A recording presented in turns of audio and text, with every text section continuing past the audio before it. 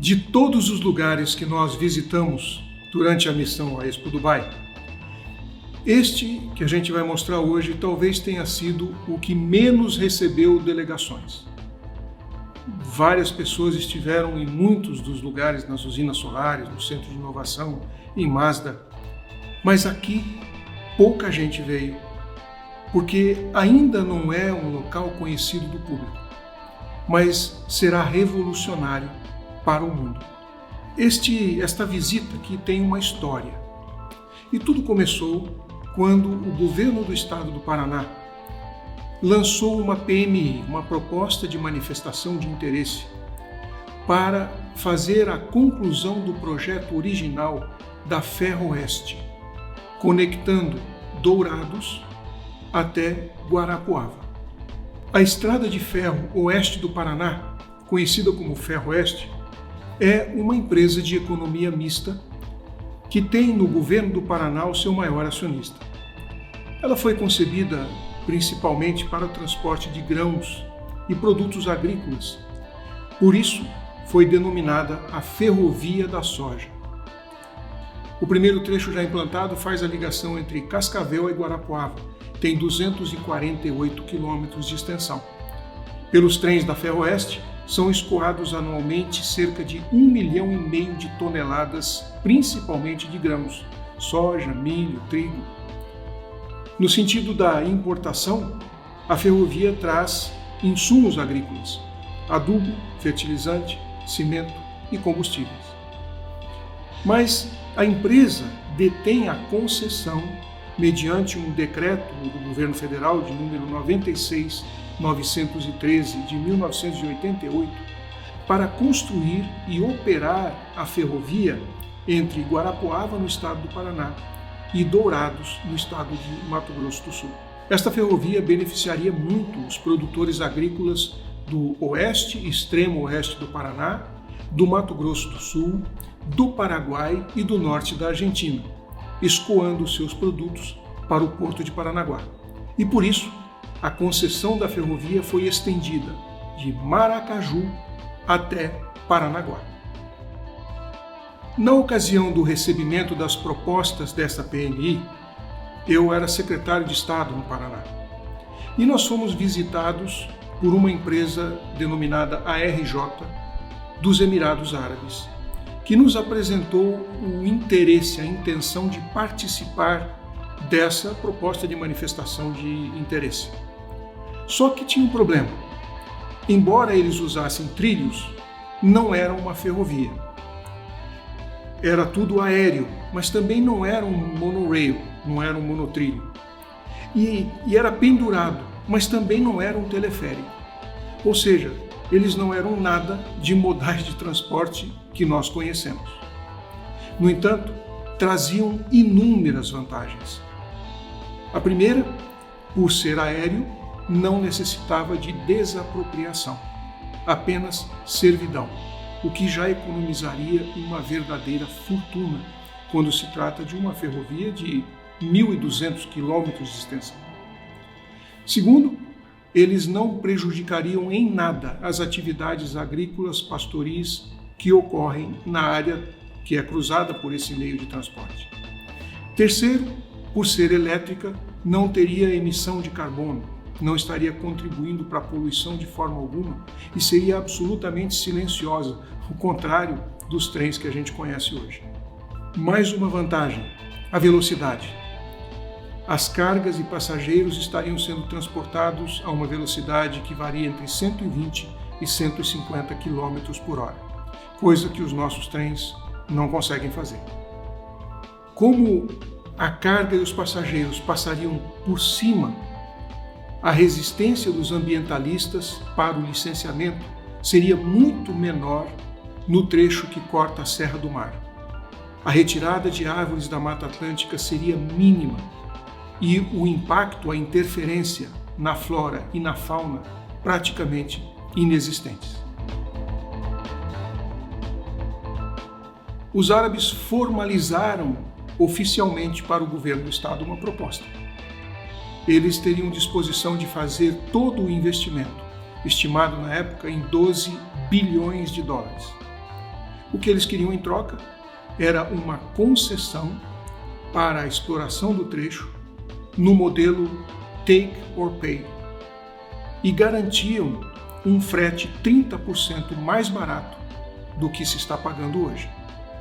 Mas eles fariam também terminais alfandegados intermediários, onde os produtores entregariam a sua produção, sua soja, seu milho, e a partir dali a exportação já estaria iniciada. Ou seja, não precisavam esperar até chegar em Paranaguá para poder fechar o seu contrato de câmbio. Tudo isso estava sendo oferecido, porém, não havia nenhum trecho comercialmente operando em nenhum lugar do mundo. E foi aí que eles convidaram uma delegação do Paraná para ir até Minsk, na sede da empresa, lá na Bielorrússia, conhecer os projetos e o campo de provas, onde a gente poderia ver em funcionamento esta nova modalidade de transporte. Eu fui um dos membros da delegação e nós levamos também um representante da Federação das Indústrias e da Federação da Agricultura. Em Minsk, nós fomos recebidos lá na sede da empresa pelo Dr. Anatoly Unitsky, o inventor, o criador desse novo modal de transporte. Ele fez questão de nos mostrar os 7 andares do prédio, onde trabalham mais de 600 engenheiros, arquitetos, designers, desenvolvedores de software, que projetam todos os componentes, um por um, daquilo que é necessário para o funcionamento deste novo modal. Ali eles fazem projetos dos trilhos, das estações, das estruturas de suporte, dos vagões, dos motores, dos sistemas de climatização, dos sistemas de comunicação, de todo o mecanismo operacional e de controle. Tudo está sendo desenvolvido por eles porque este modal simplesmente não existia. Quando nós terminamos de visitar a sede, inclusive onde existem inúmeras futuras aplicações para este tipo de transporte, para passageiros e para carga, nós fomos convidados a visitar o centro de testes, o campo de provas, onde já existem pelo menos 4 modelos de vagões que transportam passageiros e carga, inclusive graneleiro, que descarrega em movimento. E lá nós tivemos a chance de ver, sentir, experimentar como funciona, ou melhor, como funcionará a mobilidade do futuro.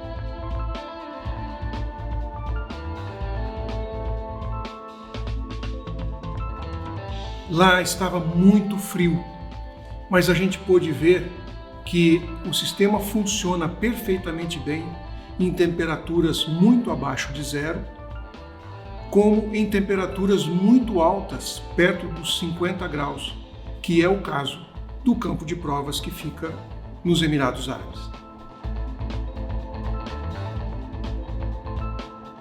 A empresa de Dubai, que formalizou a proposta ao governo do estado do Paraná, foi quem nos levou até Minsk. Eles nos acompanharam nessa visita. E foi lá que a gente ficou sabendo que o campo de testes e de certificação seria feito nos Emirados. Quando eu estava preparando o roteiro dessa missão, eu entrei em contato com o Dr. Unitsky e perguntei se nós poderíamos visitar o campo de provas aqui nos Emirados. E ele prontamente não só autorizou, como fez questão que a gente fosse recebido aqui. O interesse deles no Brasil é grande e eu vou explicar isso daqui a pouco.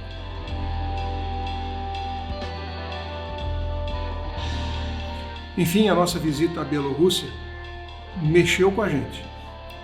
Foi demonstrado na prática que isto é possível e que realmente faz todo sentido, porque a relação custo-benefício deste sistema de transporte em relação aos outros convencionais que já existem é impressionante. Custa muito mais baixo o CAPEX, o investimento, como o OPEX, a operação. E o gráfico que a gente está vendo aqui comprova isso.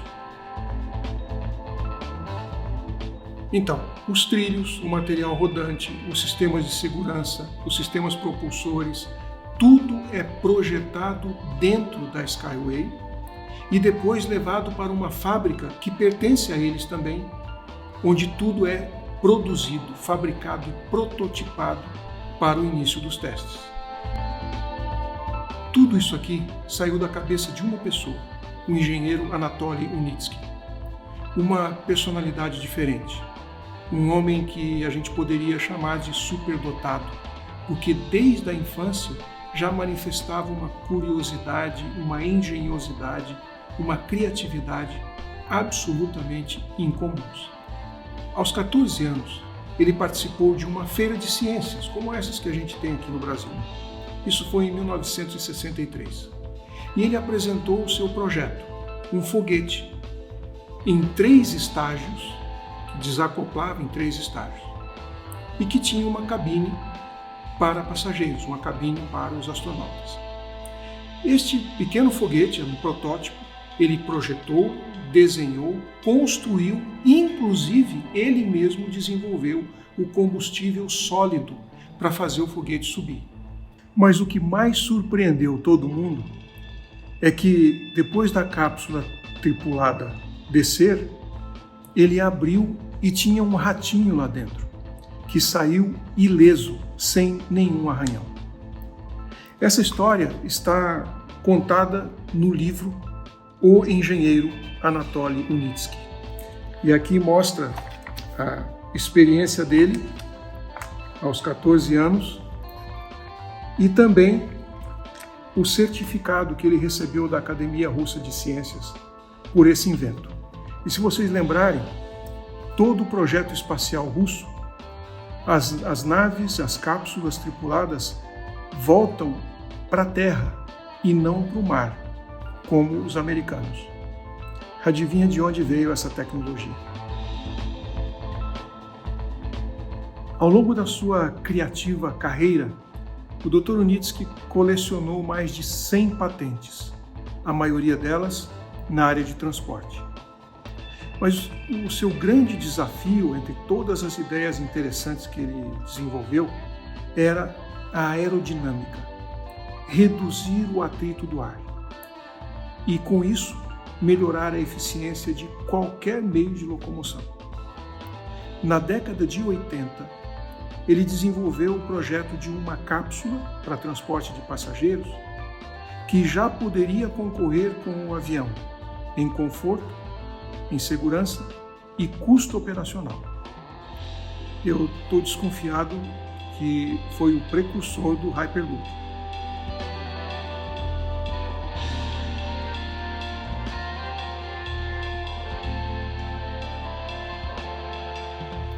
Está em construção na Noruega a primeira rodovia flutuante do mundo. É um projeto de 47 bilhões de dólares. Vai quebrar muitos paradigmas em termos de logística, porque, afinal de contas, resolve um baita problema quando se trata de atravessar corpos de água.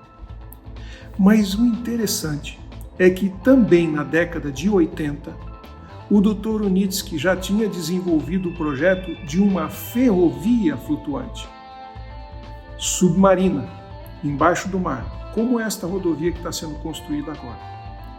Já há 40 anos atrás, ele vislumbrava isto como uma possibilidade real. A sua absoluta convicção de que é possível transportar pessoas e cargas numa velocidade muito maior, a um custo muito menor e sem o impacto de qualquer tipo de poluição, fez com que ele continuasse aperfeiçoando os seus projetos e o levou a ter a empresa que ele tem hoje.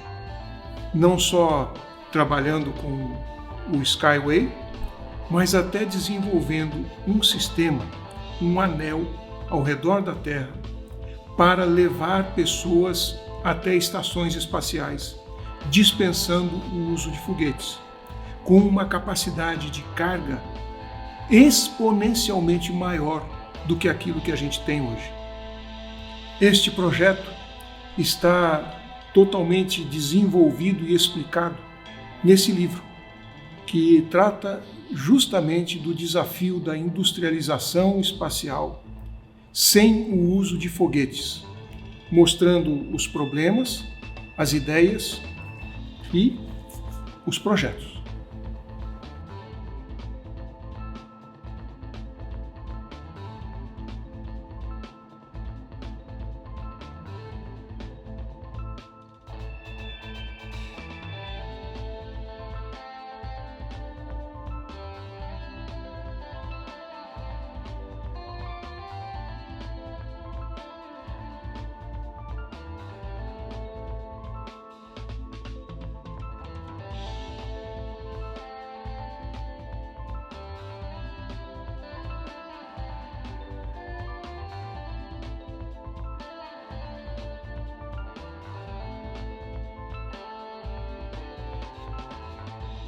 Essa é a história de como a gente veio parar aqui nesse lugar, no campo de provas da Skyway. Provavelmente nós estamos testemunhando os primeiros passos de uma revolução no transporte e na logística da humanidade. A gente está entrando no futuro.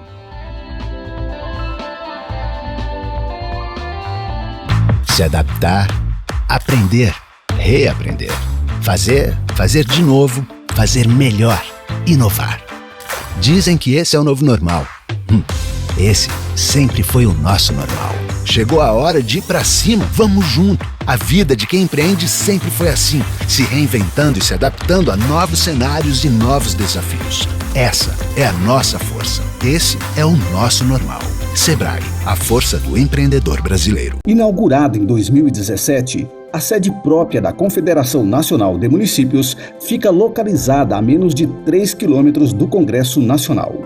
Símbolo da autonomia da entidade, a Casa do Municipalismo Brasileiro, em Brasília, tem estrutura para eventos, como um salão nobre e 4 salas multimídias, 2 andares de estacionamento, lounge equipado para atender a prefeitos e vereadores, e estúdios de TV e de rádio, além dos espaços para atuação diária dos colaboradores. Aberta aos municipalistas para atendimentos técnicos e reuniões, a sede da CNM funciona de segunda a sexta-feira, das 8 às 18 horas.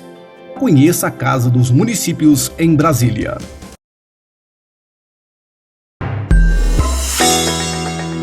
O GMC é grande, moderno, completo e está na palma da sua mão. Informação, esporte, política, opinião, entretenimento. gmconline.com.br. Se é notícia, tá no GMC.